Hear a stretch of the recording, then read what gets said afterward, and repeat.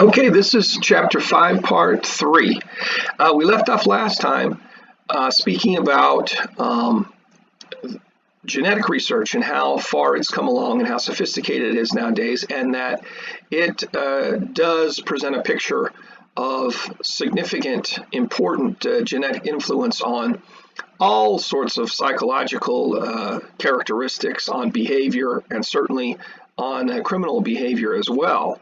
But at the same time, researchers in this area and people who would call themselves biocriminologists or biosocial criminologists, that's often the term you see, biosocial, would say that of course you don't ever have genes having an influence sort of independently or like in a vacuum or something like that, that a person is always interacting with his or her environment, and that the environment certainly, as well as things like biological factors like genes, work together, interact with each other to shape what a person is like and how they behave. And so you don't see any of these serious genetic researchers say that the environment's not important. So they always take a mixed sort of position, and that's actually, in a way, in some of the sociological theories and economic theories that we'll talk about here in a few minutes. Many of those theories assume that biology and genes play no role in behavior. These theories are pure social theories, that your behavior is completely determined by social factors or economic factors, sort of factors outside of the person that push and pull you in different directions. And so you can find pure sociological theories, but these folks who do look at biological factors, they're always quick to agree that it's not all genes or all biology, that there's a mixture of things going on here, and the environment's very important. Now, let's switch over to this next perspective, rational choice theory, and there's a couple of different ways of looking at that old classical school of criminology, the oldest school that we've talked about some in the last segment. Those old views have sort of been modernized into a couple of different types of theories, but they all come from that classical school. The biggest and broadest approach to this, and modern version of it, is called rational choice theory. And it really is if you think of theories in terms of which disciplines they come from, or what logic is being used here, this is a theory that uses economic logic. So it's really the kind of theory that comes from economics. So according to this perspective, and it's going to sound a lot like that classical school, it's the view that criminals weigh the costs and benefits of crime and decide if there's a payoff. And so the model here of human nature is that people naturally want to get the most of the good things in life that they can get with sort of like the least cost, the least effort, the least trouble. And they want to maximize their situation as much as possible. So rational choice theory says when it comes to crime, that humans will look at a tempting situation where maybe you could grab a bunch of money through, by stealing it, and you enrich yourself quickly with an easy, quick little theft. And so according to rational choice theory, the criminal will look at that situation and say, okay, it looks like I could get this much money, but I think that there's also a chance I'll get caught, and if I get caught, there's a chance I could go to prison. So which seems to weigh heavier here? Which do I think there's a payoff overall? If the criminal decides in his or her mind that there is a payoff, then they go ahead and commit the crime. If they think that the costs are too heavy, that it's too costly, that the consequences are going to be more negative than positive, then they won't commit the crime. So rational choice theory sees people as rational, as calculating people, calculating the pros and the cons, and as thinkers, that people kind of think carefully through their behavior. That's the rational choice view. Again, it comes from the classical school of criminology, which is the oldest school going back a couple hundred years. Now, that's rational choice theory is kind of the broadest, most general theory. You could apply it to a lot of things. Any sort of factor, any sort of, well, let me give you an example.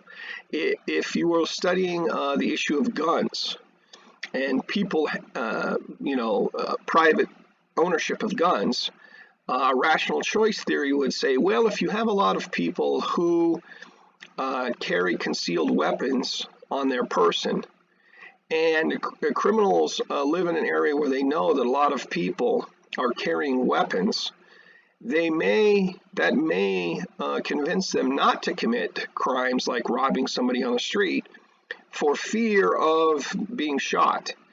And so having a gun, according to rational choice theory, raises the costs of crime to the criminal. Because the criminal, especially if the criminal suspects or knows somehow that you have a gun, then according to this theory, they would say, well, maybe I need to find another victim that's unarmed, or maybe I need to pass on this temptation to rob this person because the costs are too high.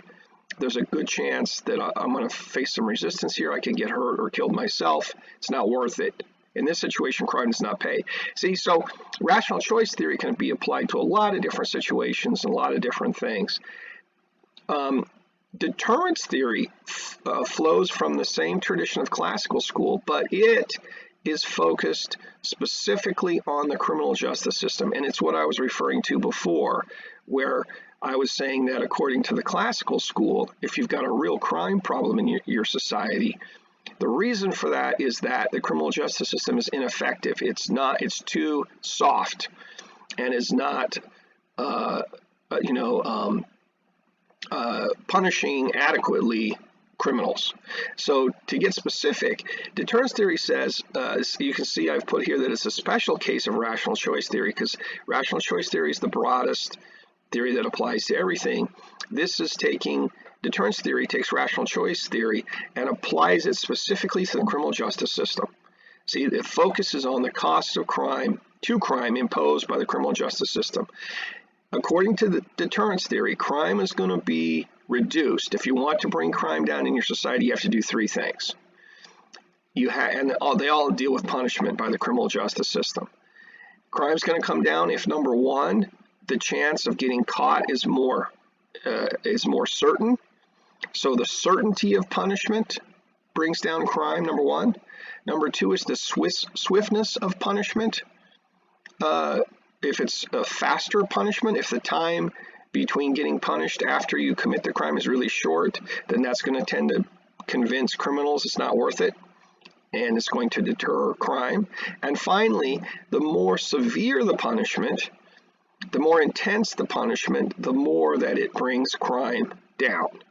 So deterrence theory says if you really want to effectively bring crime down, what you need to do is you've got to raise the chance of a criminal being caught, punish criminals more quickly, and punish them more severely. Because what you're doing here is you're increasing the costs to crime, and you're convincing the criminals that crime doesn't pay because they're rational calculators, and they're looking at the pros and cons, and they're like, wow, the punishment is like too intense. It's not worth it, so I'm not going to do it.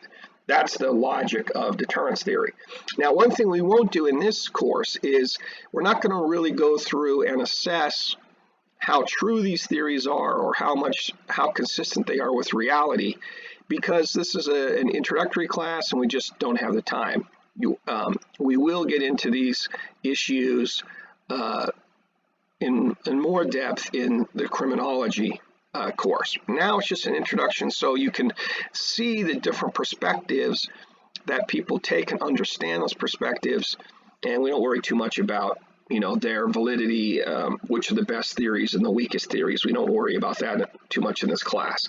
Now, in this same tradition of classical school, where again, what classical school bottom line is about is that people weigh pros and cons before they behave, and they behave a certain way if they see a payoff. So routine activities theory, though, takes a different approach, and it says, let's not look at the motivations of the criminals. Are they, let's focus instead on situations that are conducive to crime.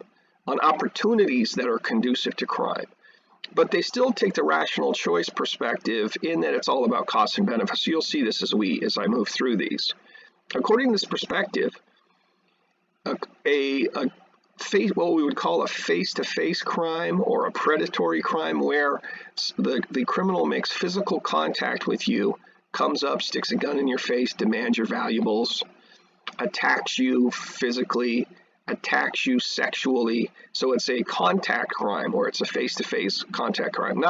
This doesn't apply to sort of like, something like where there's say like a victimless sort of crime, like somebody's selling somebody some drugs, or crimes that are done at a distance.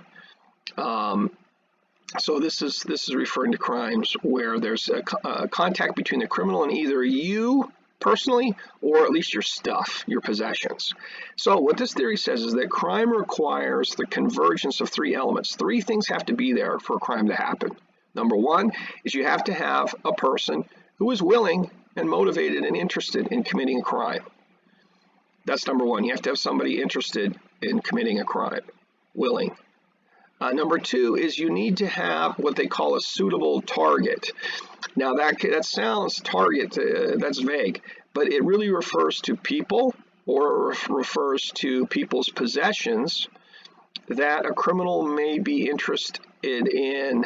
For example, if a criminal has a personal beef with you and is really angry and hateful towards you for some reason, and wants to retaliate for some supposed insult that you did something that made him upset. See, in that case, you're like a suitable target, because the criminal has some interest in you and an issue with you, and is interested in attacking you.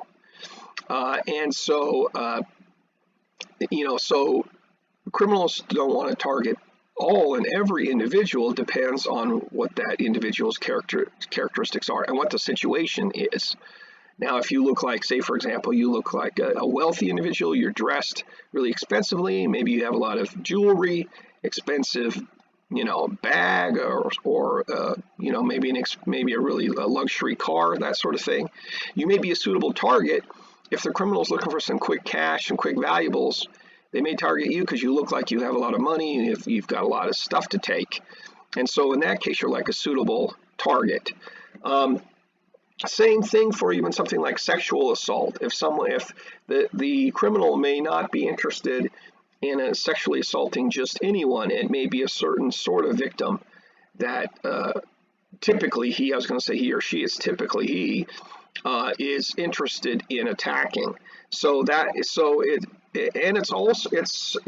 also not just the individual, but also valuable. So a suitable target might be that expensive car that's sitting there unattended. You're not with your car. It's sitting there in a parking lot, and a criminal may want to target that car because it's worth a lot of money, or the criminal's really interested in it for whatever reason. So that's what we mean by suitable target. It's got to be something that the criminal's interested in.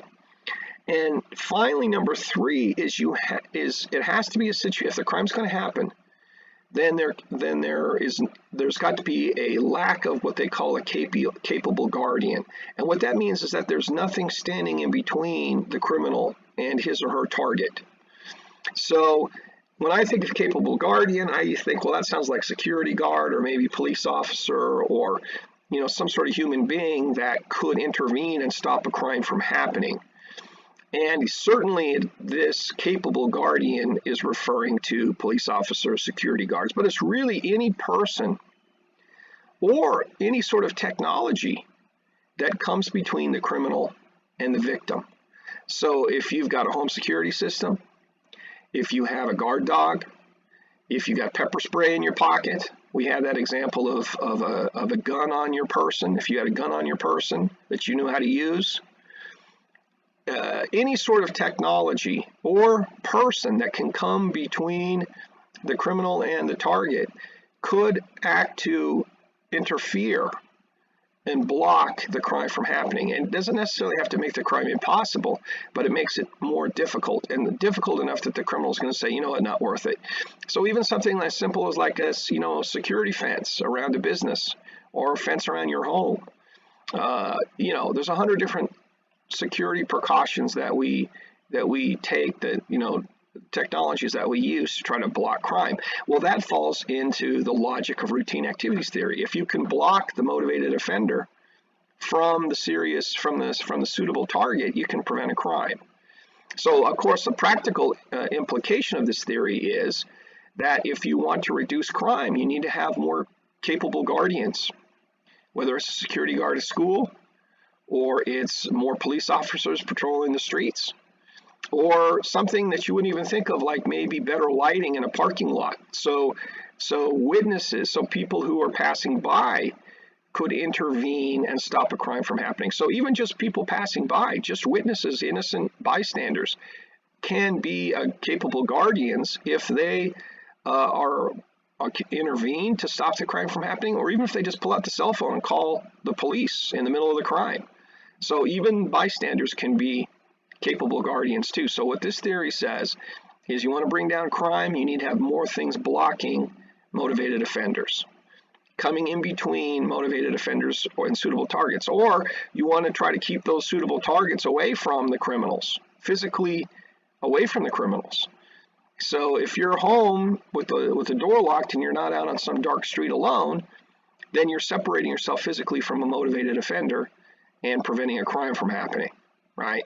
So it's trying to, this theory is saying it's all about bad situations and trying to reduce the number of bad situations there are, where criminals and victims come together and nobody's watching or nobody's stopping it. Okay, now I'm going to, in the interest of time, Freud, of course, has been a major figure in psychology, but he's gotten to the point. It's gotten to the point now where really it's almost just historical interest, because in criminology we really don't study, or we really don't test theories of Freud much anymore. He's kind of considered to be outdated, and it's considered that his approach wasn't a very scientific one.